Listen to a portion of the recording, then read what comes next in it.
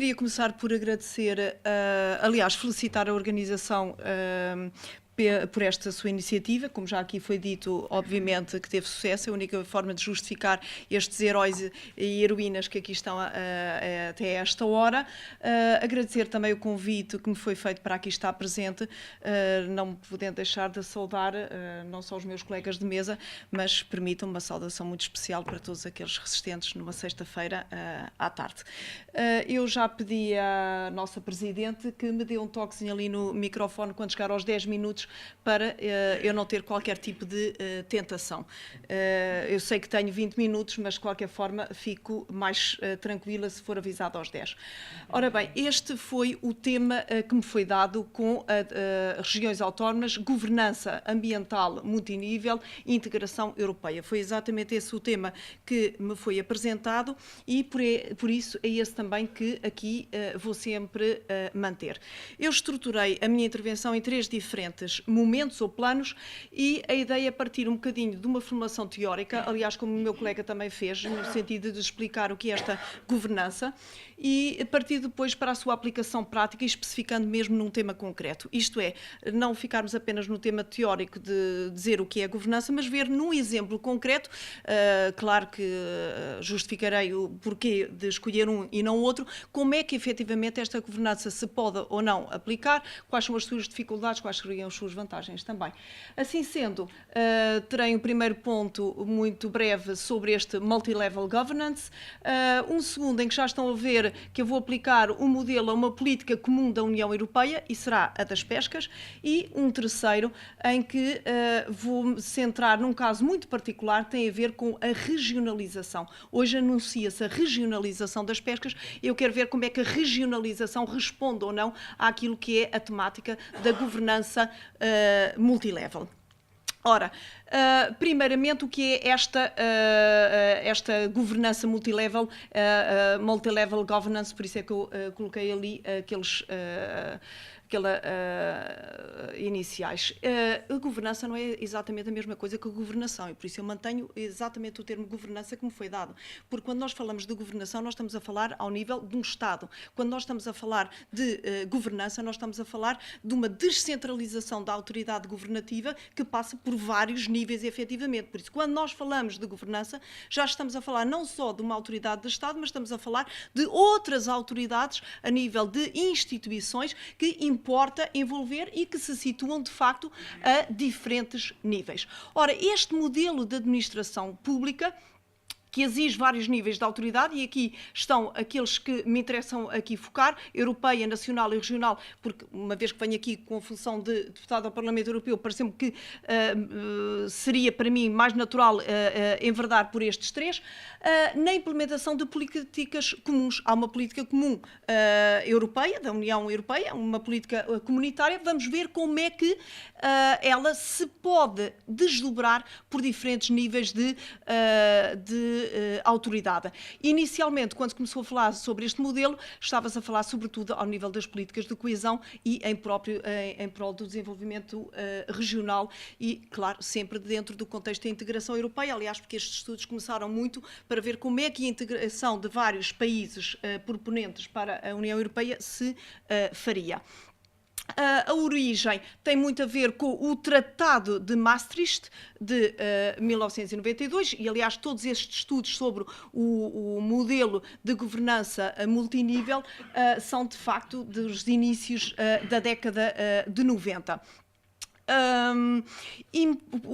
Já se falou aqui, por isso não vale a pena perder tempo, com o princípio da subsidiariedade e, claro, a noção também de descentralização. Por isso, de facto, este novo modelo vai ser introduzido a partir do Tratado de Maastricht, como tendo instituído novas estruturas de governança. Qual é o objetivo deste modelo? Participação mais alargada nos processos de tomada de decisão. Alargar maximamente os processos de tomada de decisão, o que resulta, como é óbvio, numa qualificação da democracia.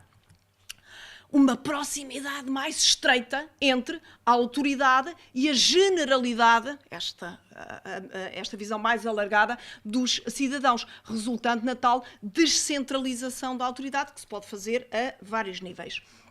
valorização das regiões, claro, das regiões e das comunidades locais, porque de facto a governação não é feita apenas no topo, mas há uma verdadeira governança, o que implica toda esta descentralização e todo este desdobramento da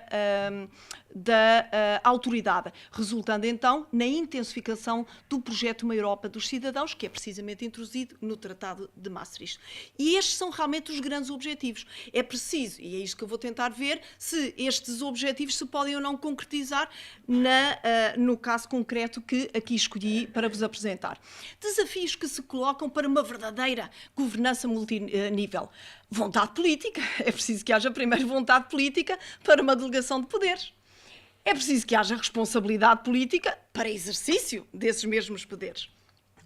É preciso que haja administrações nos vários níveis, comunicantes, muito eficazes. É muito mais exigente este tipo de governança, com forte dinamismo e capacidade de articulação. E, claro, constituída por técnicos competentes e isentos. Organizações abrangentes, fortes e independentes.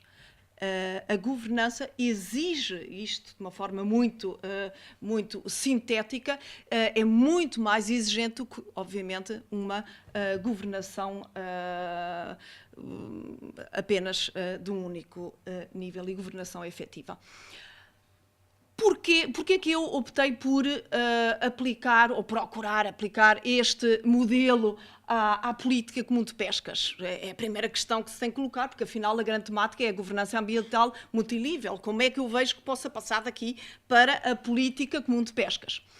Porque a política comum de pescas é uma política comunitária, com particular interesse para a região autónoma, para uma região autónoma, e lembro que o tema era regiões autónomas e governança. Por isso, esta política tem particular interesse para uma região autónoma, sobretudo a dos Açores, uma região autónoma ultraperiférica.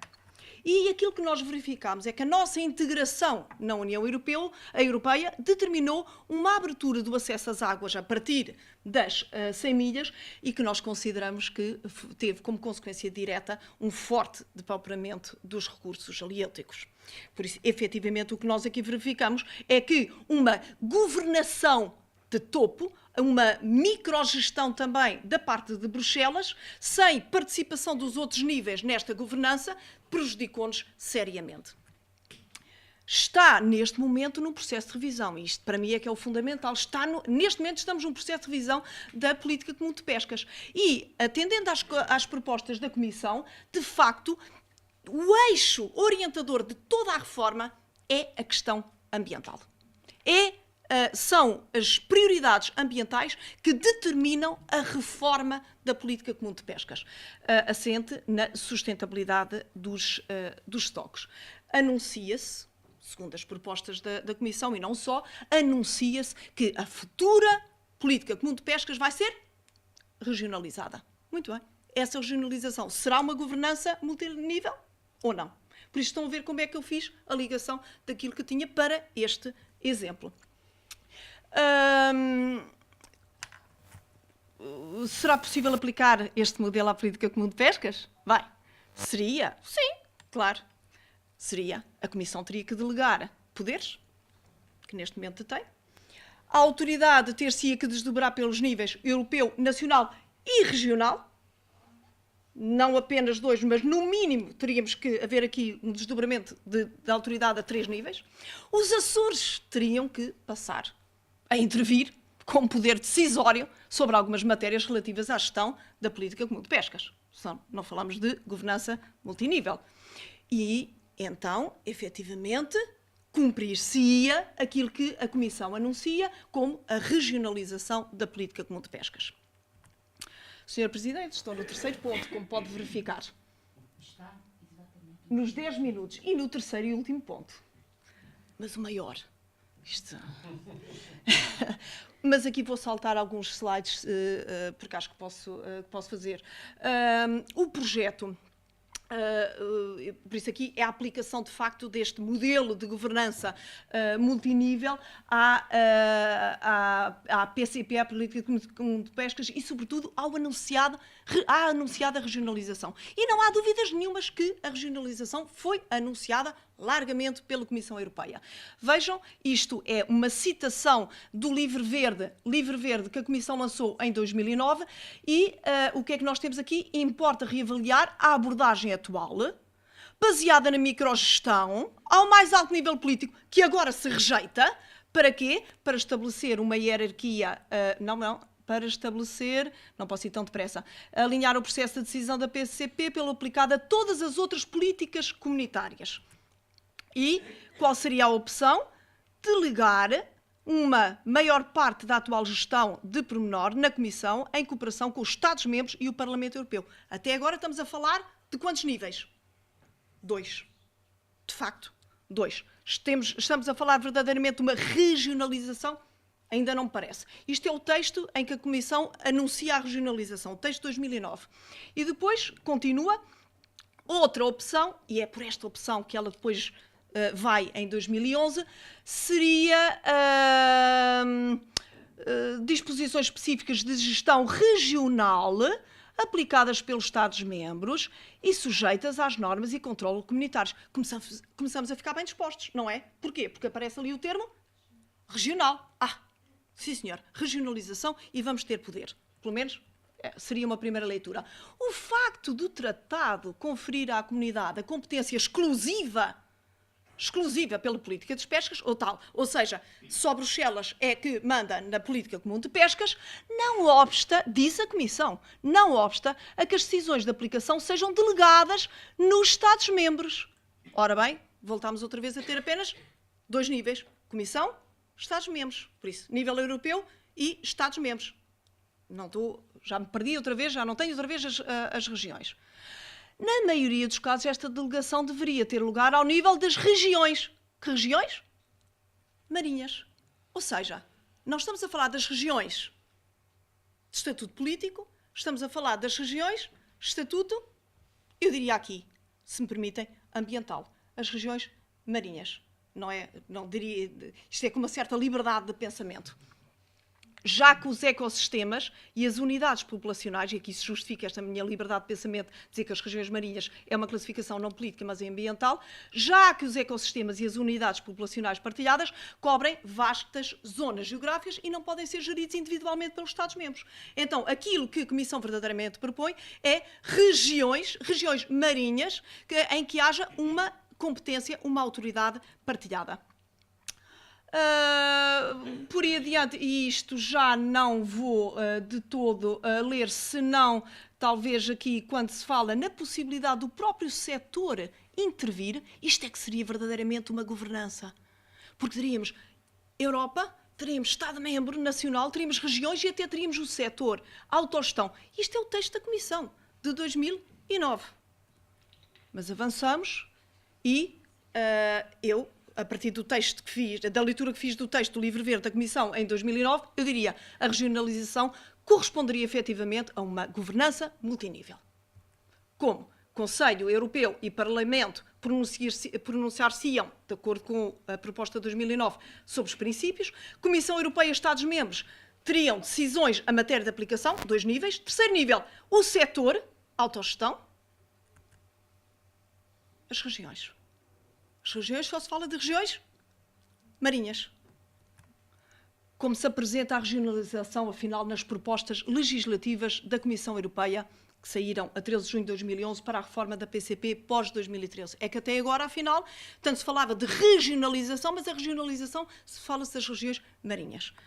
Eu teria aqui texto que não vou apresentar, senão talvez aqui o princípio. Vejam bem, 2012, 13 de julho, ainda não fez um ano, é importante que a gestão da política comum das pescas seja orientada pelos princípios da boa governação. Na tradução que fizeram, de facto, nós queríamos que fosse governança. Tais princípios contemplam tomadas de decisões baseadas em pareceres, e depois vem por aí adiante, níveis nacional, regional, local. Vejam quantos níveis. Seria uma verdadeira governança. Temos aqui o texto, que não vou e vou diretamente para aquilo que é a minha parte final, dada as restrições de tempo.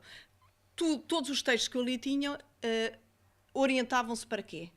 Para aquilo que são as propostas de agora. São as propostas que nós estamos neste momento a discutir. E é isso que me interessa saber. É se nós, Parlamento Europeu, que estamos a discutir as propostas da Comissão Europeia para uma reforma da política comum de pescas, se esta reforma, que é dita regionalizada, vai ou não vai ter uma governança multinível. É só isso que eu quero saber. Qual é a proposta? A Comissão Europeia, que faz propostas legislativas, vai estabelecer os princípios de atuação e as metas a atingir num determinado período temporal. É isto que a Comissão Europeia diz que vai fazer. E depois diz.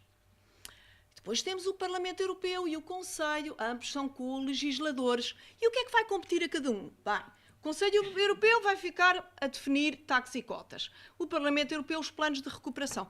Isto é muito bonito no papel, mas nada disto está, de facto, a funcionar, porque o Conselho não abdica do seu poder de maneira nenhuma e os planos de recuperação que foram feitos pelo Parlamento Europeu estão na gaveta, alguns, há 2 anos. Há 2 anos. Porquê? Porque nada passa se não houver consenso entre o Parlamento Europeu e o Conselho Europeu. Como o Conselho Europeu não quer perder poder, quer ter o poder para ele para tomar a decisão final, então não trata dos assuntos, quer dizer, somam-se as presidências, estamos na presidência dinamarquesa, já fomos outra vez discutir, cada vez que vem uma nova presidência no Parlamento, na União Europeia, lá vai o Parlamento Europeu falar sobre os planos de recuperação dos vários estoques. E o que é que acontece? Engonham, protelam e passa para a próxima presidência. Alguns estão há 2 anos na gaveta. Estados-membros, a Comissão diz que sim, que os Estados-membros ficam com medidas. Que tipo de medidas? Técnicas. Ou seja, o Estado-membro é que vai decidir artes de pesca, tempo no mar, paragens biológicas e também medidas de conservação, planos plurianuais. Bem, começamos a pensar, bem, já há aqui qualquer coisa. Os Estados-membros podem fazer alguma coisa. E as regiões autónomas? Não vi nada. E os conselhos consultivos regionais que já existem e que toda a gente dizia que iam ter muito mais poder porque estão mais próximos das bacias hidrográficas? É assim, quando a Comissão Europeia delegar poderes nos Estados-membros, não pode, depois de delegar poderes nos Estados-membros, que é o artigo 2 do Tratado de Regulamento, delega, a partir do momento em que delega, já não pode obrigar os Estados-membros a ouvir os Conselhos Consultivos Regionais. Porque delegou. Aqui há uma interpretação, a Comissão interpreta de uma maneira, o Parlamento de outra, mas não vou entrar em pormenores. O que pode acontecer é que, ao delegar, deixa de ouvir os Conselhos Consultivos Regionais, que hoje, pelo menos, são ouvidos. Então, quer dizer, a Comissão propõe a regionalização, mas não encontra instrumentos jurídicos nos tratados para implementar a regionalização. É isto que nós, hoje verificamos. Diz que vai fazer a regionalização, mas não encontra maneira de passar para baixo dos Estados, para as regiões autónomas. Porquê? Porque a Comissão Europeia só pode, ao abrigo dos tratados, delegar poderes nos Estados-membros, não pode delegar nas regiões, só se depois os Estados-membros quiserem delegar nas regiões. Mas estamos à espera da boa vontade de. E até mesmo nos Conselhos Consultivos Regionais, e aí teríamos Europa, país, região e ainda teríamos local, teríamos uma verdadeira governança, estes de repente vão ficar calados, quando todo o projeto era dar-lhes mais poder. Concluindo, com este modelo de regionalização que a Comissão Europeia nos propõe, regionalização da PCP, que nós tanto ambicionávamos para os Açores, para podermos tomar medidas em relação àquilo que nos diz respeito,